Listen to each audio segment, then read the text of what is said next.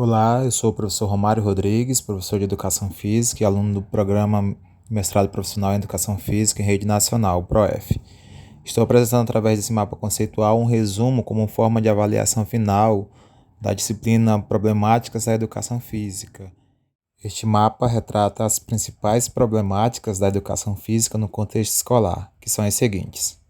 A primeira aborda sobre a atuação docente, a segunda sobre a relação entre teoria e prática, a terceira sobre os aspectos legais da educação física escolar, a quarta sobre a indisciplina e afastamento dos estudantes, a quinta sobre as dificuldades relacionadas ao ensino do esporte e a sexta sobre as questões de gênero na educação física escolar.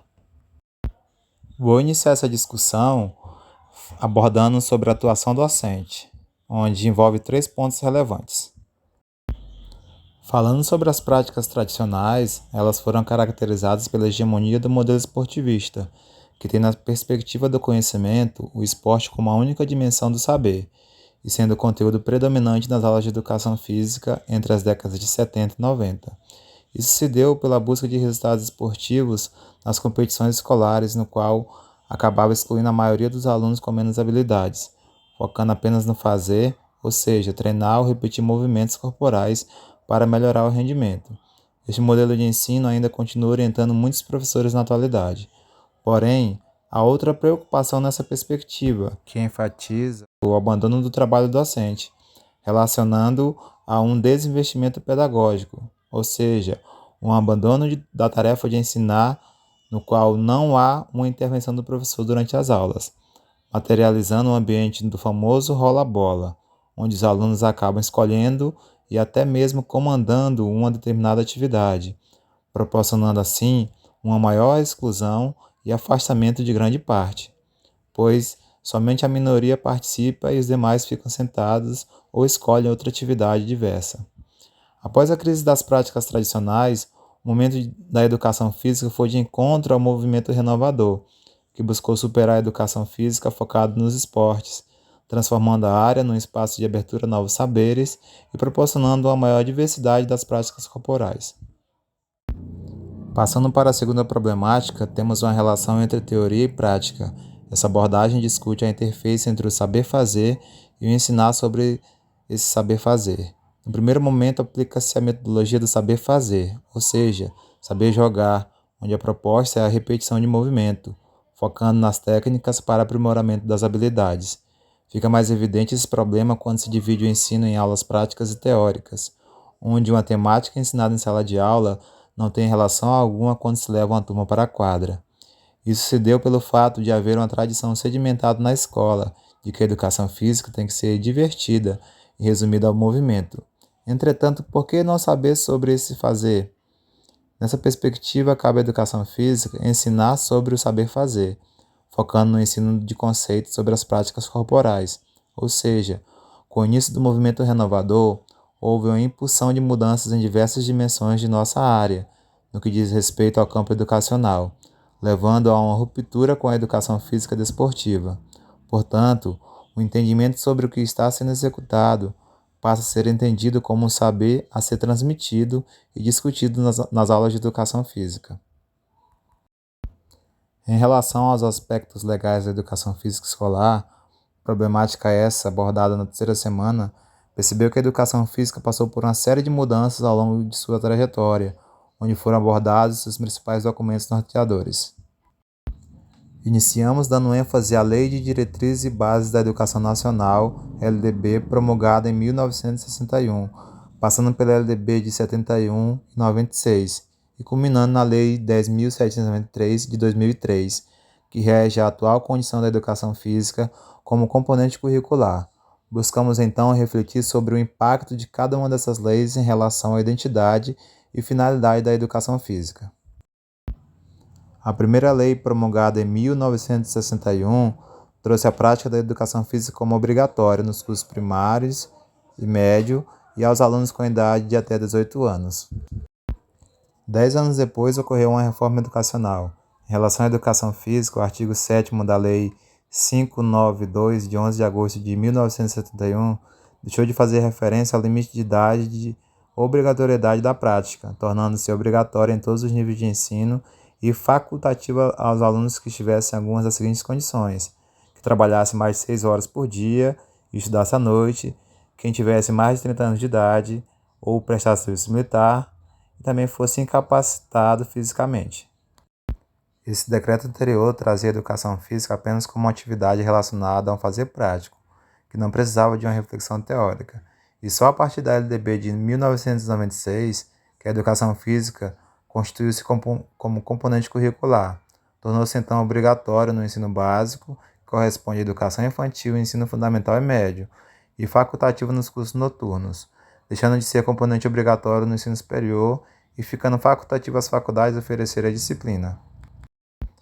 Já a Lei 10.793, de 1º de dezembro de 2003, que está em vigor atualmente, é através dela que as aulas de educação física passam a ser facultativas não mais a todas as pessoas que estudam no período noturno, mas aqueles que se enquadram nas condições indicadas, como trabalhadores, pessoas com mais de 30 anos, militares e mulheres com prole. Portanto, a facultatividade estendeu-se a todos os alunos que se incluem nesse grupo, independentemente do período do dia no qual estudam. Entretanto, essa falta de clareza dessa lei sobre a facultatividade é objeto de críticas de vários autores, que levantam a dispensa ao afastamento e desvalorização relacionado com essas brechas na legislação.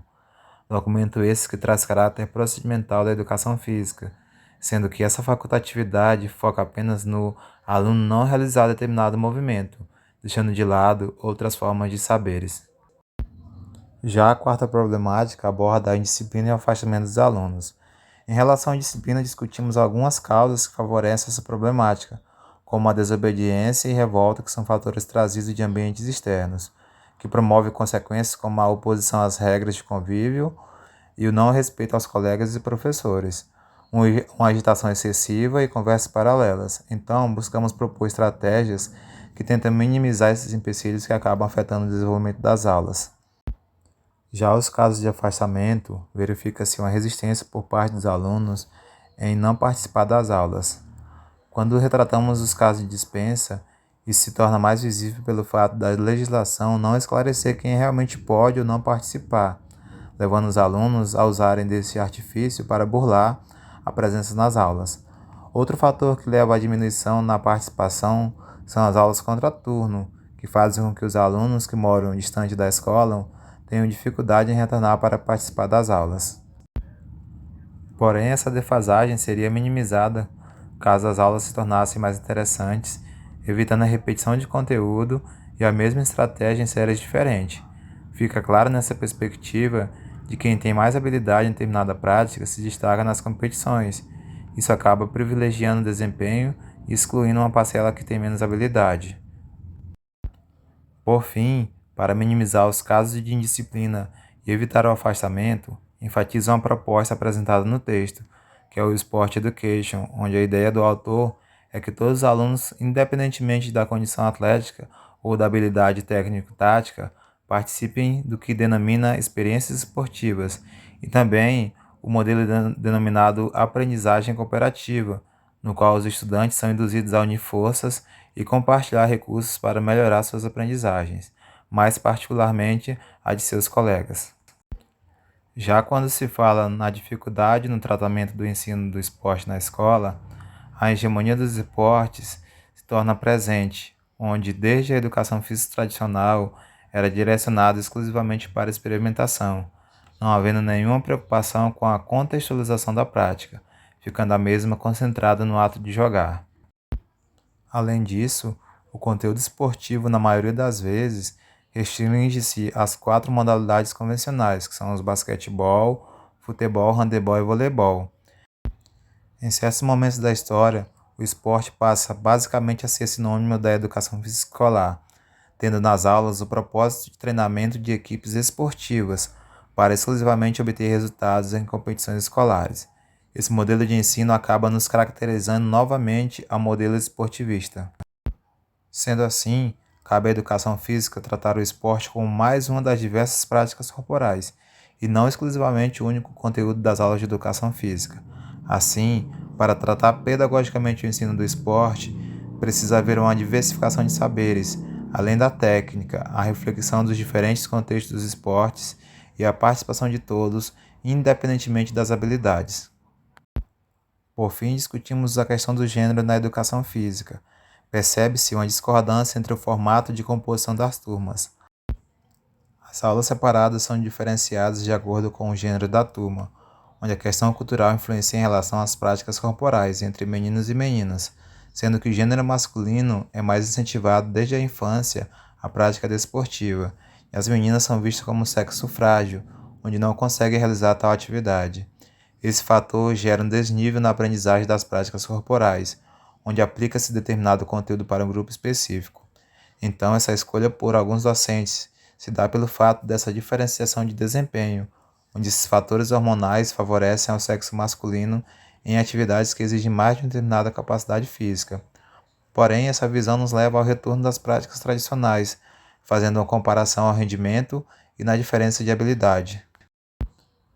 Então, não precisamos fazer alterações em relação à separação do turno por gênero para facilitar nosso trabalho, e sim uma adequação na prática docente a fim de que haja uma participação e maior equidade de gênero, promovendo assim uma evolução cultural e respeitando as diferenças e a individualidade biológica de cada aluno.